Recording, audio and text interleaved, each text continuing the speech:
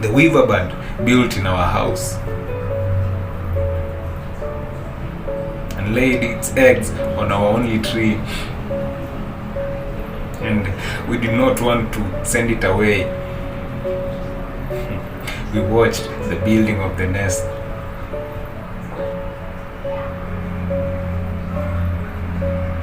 And supervised the laying of the eggs.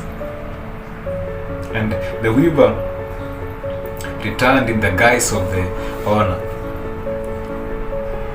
and preached salvation to us that owned the house.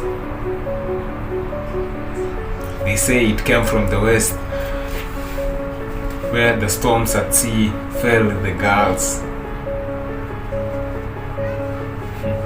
and the fishers dried their nets by lantern light. Each sermon is a divination